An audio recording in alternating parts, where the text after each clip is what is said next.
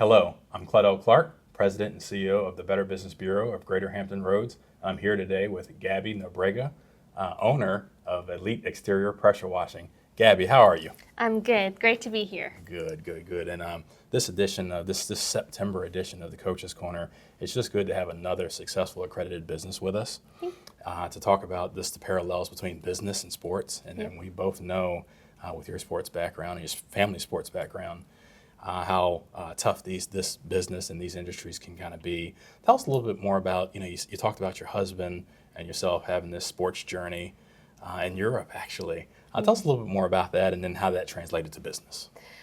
So my husband used to be a professional boxer. His dad was a boxer. He started when he was age 8, and it gave him, I think, a great foundation of what discipline is and hard work, because he's a really hard worker. And so he's used that and translated it to our business and helped him to be successful. And he did some coaching as a boxer for younger students, and that gave him that sort of leadership foundation to help us with our business. Wow. So Elite Exterior Pressure Washing. Yes. And how did the name come about? You've talked about this, but tell some of our viewers, how did the name come about and what was the purpose there?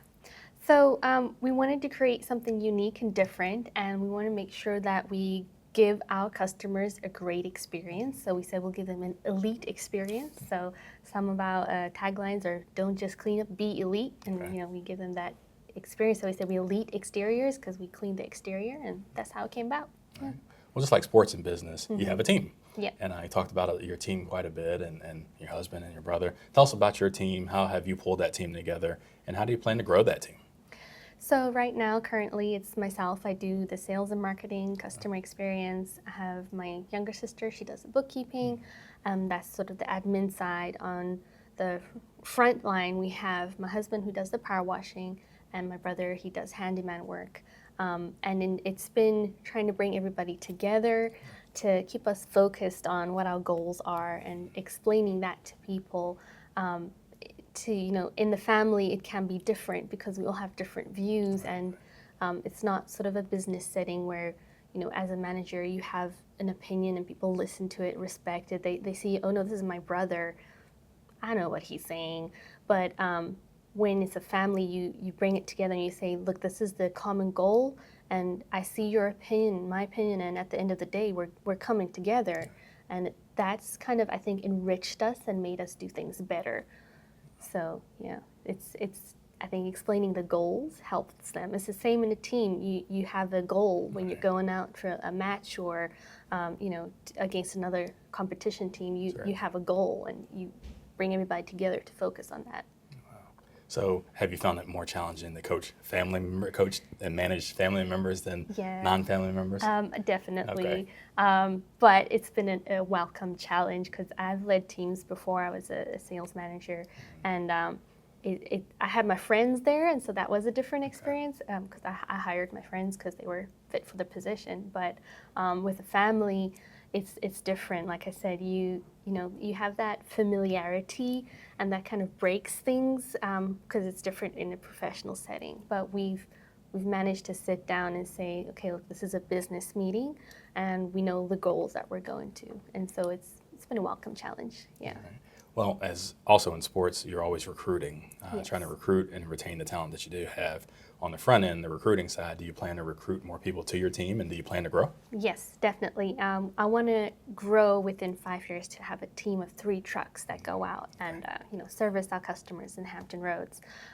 We have had a part-time employee. We look to hire more younger kids. We've hired high school or just coming out of high school, college students who are looking over the summer to earn extra money. And so that's why because the youth, to me personally, are special and unique. So I want to take care of them and help them in any way to achieve their goals, with that saving up money, working for us, or eventually, having their own business and learning what business is and things like that. Right. As you mentioned so many times, the training in sports and this ongoing training in sports, professional development, and business. How have you been able to personally train and professionally develop, and then how do you train those persons around you? So I've taken my own leadership training very seriously, Okay. and I've gone to a couple of workshops, and I'm looking at working with a business coach. But I've also looked at a lot of resources that are out there online, Better Business Bureau being one of them. There's a lot of information on the website, but as well, bringing that back home to how to talk to each individual and seeing that, as a team, we want to work this way, but this person has their own unique ways and dealing with them to help them grow and learn. And so that's how I kind of focus on things. Wow. So that's worked well for you, and, Yeah. and it's been helping you to keep going. So many times you think in terms of professional development or coaching, your team members, how have they embraced the willingness to get better and the willingness to take things to a higher level? How are they doing with that? I think I'm very lucky with my team, because they have that inside them that they want to do better. And so they take the criticism well. I'm very critical, so I'm very lucky with that. Sometimes they do tell me, hey, this is a bit much, but it's that feedback. You have to feedback with each other to see how we all grow together. And I think inspiring them to say this is the vision of where we're going helps them to say, okay, if I do this, I will improve naturally by myself. Yeah. Well, you talked about details, and you talked about being really, really critical and being really pinpoint. But as any coach or sports person knows, and then any successful business owner knows, the championship or success is in the details, Yes. right? So you have to continue to be that way. What has made you being able to pay attention to this many details, or be this detail oriented, or kind of dial into what's the inner workings of your business? How have you gotten to that point? I've taken it slowly. Okay. I know that I could have grown a bit faster if I had done specific things, but I decided to focus and make sure that I'm getting different things correct now, so that later I don't have to come back and recorrect and improve or change. So, for example, I did that mistake with my website, and it's not been the best, but we're redoing it now, and I'm really going into the detail of what I want to be on there, how I want to show my customers who we are, to portray that directly out to the community.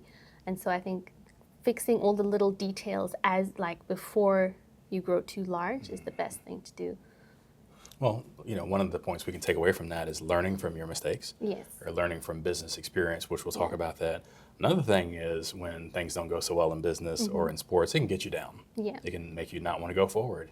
It can cloud your vision, or just kind of make you lose that positivity. Yeah. How do you maintain your positivity so that your team underneath you or beside you, who's watching you as an example, how do you maintain that positive mentality and that persevering and that pushing forward mentality, and allow that to rub off on them? How do you do that?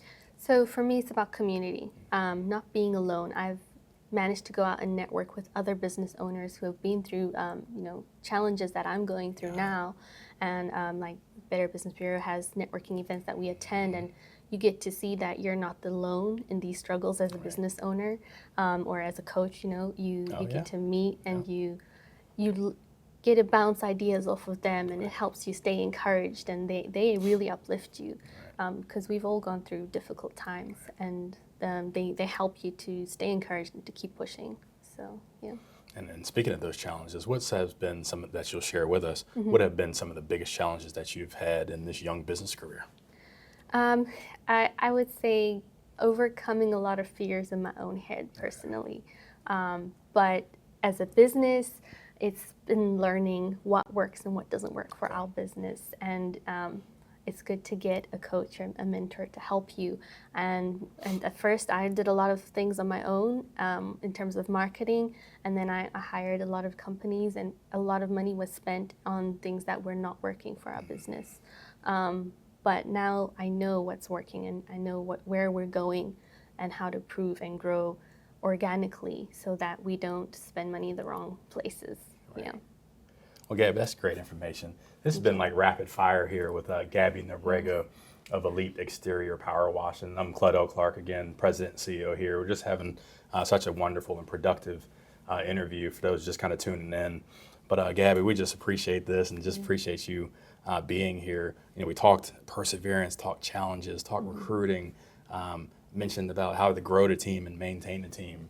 So, you're off and running, having a pretty successful company. power wash and branching into some other services and have received some accomplishments or accolades and seen some success. But let's go back. How do you define success? Is that just making X amount of dollars per year? Is that growing numbers of customers? Very detailed person, a very goal-oriented person. So I know you have these things kind of concrete. So how do you define success for your company so you can know that you're successful this year or this season? And then how do you define it moving forward? For us, we don't put success as like a big number or something. As long as we're doing well, we're happy with that. But we define success as each customer that we go to is happy. Like I say, it's in the details. If one customer is unhappy and 9 are happy, that's not okay for us. We want every customer to know that we've done the best that we can, that they're satisfied and they're happy. And sometimes that might mean we lose more time focusing on those. But for us, it's that customer focus, because each person is an individual and we're a part of the community, and we've been there where people will just get it done to get it done, but we, like we said, we're focused on details. It's part of our logo. It's excellence in every detail. We want to make sure that that's our success, is that each customer is happy. Well, people say customer service. People say have good customer service, and you take that for granted. But what does that mean to you, and how do you show and display and exhibit that, and how have you been able to maintain this good track record of customer service? Kind of drilling into it. What does that really mean? How do you show that? So I would put a lot of that on to my husband, because he's out there. He takes the time to greet the customers. He'll go through each step. He'll show them what he's going to do, how he's going to do it. And then afterwards, he'll also walk through and say, have you seen this, maybe this problem has come up. We've seen that your house had this problem before. Maybe you should call somebody to fix that, just so that they're not left second guessing what's happening, or and he makes sure that they're okay with everything before he leaves. Okay. So, I know people are interested, piqued about power washing. You see a lot of power washes out there. It can be a very lucrative industry, very challenging industry, as you mentioned. Tell us a little bit about what's drawn you all to the power washing versus other services that you could possibly do. And then tell us a little bit about the day in the life or the week of a power washing company. Like, are you on buildings? Are you on buses? Are you on cars? And what are you power washing, and a little bit of how you go about doing that?